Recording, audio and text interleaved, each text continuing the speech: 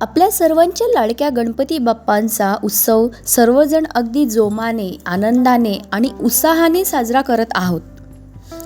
गणपती बाप्पाचे आगमन घरोघरी झालेले दिसते आणि मग काय, गणपती बाप्पांची सेवा, पूजा, प्रसाद, हार, फुले, दुर्वा या गोष्टी तर येणारच. त्यात दुर्वा आणि मोदक हे तर बाप्पांचे आवडते. पण बाप्पांना दुर्वा आणि मोदक का प्रिय आहे व त्यांना आपण दुर्वा का अर्पण करतो आणि मोदकाचाच प्रसाद का देतो हे तुम्हाला माहीत आहे का? तर ज्यांना माहीत नाही, हा व्हिडिओ आज तुमच्यासाठी. नमस्कार, भक्तिभाव संस्कृती या यूट्यूब चॅनलवर आपणा सर्वांचे मनपूर्वक स्वागत आहे.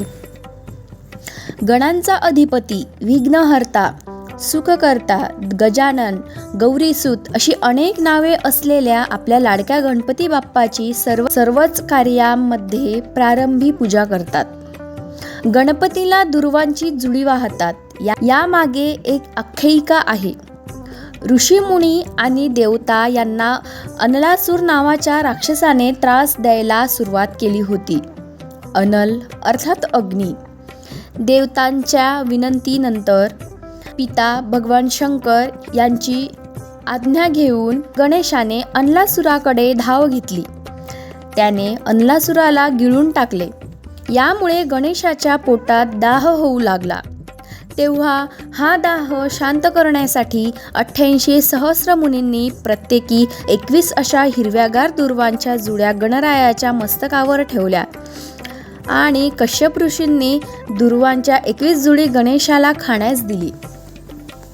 त्या दुर्वा खाऊन गणेशाला आराम पडला. म्हणूनच त्या दिवसापासून बाप्पाच्या पूजेमध्ये दुर्वाचे एक महत्त्वाचे स्थान आहे. आता बघूयात आपण गणपती बाप्पाला मोदक प्रिय का आहेत. यामागील आख्यायिका आहे माता अनुसयाची. एकदा माता अनुसयेने माता पार्वती, भगवान शंकर आणि गणेशांना आपल्या घरी जेवणास बोलावले. माता अनुसयाने विचार केला की प्रथम गणेशाला जेवण द्यावे. जेवण वाढल्यानंतरही गणेशाची भूक संपत नव्हती. माता अनुसया गणेशाला जे जे खाण्यासाठी आणत होती ते अगदी काही क्षणात भगवान गणेश संपवत होते. त्यामुळे माता अनुसया चिंतेत पडली. भगवान गणेशाचे पोट भरण्यासाठी काय करावे असा प्रश्न त्यांना पडला.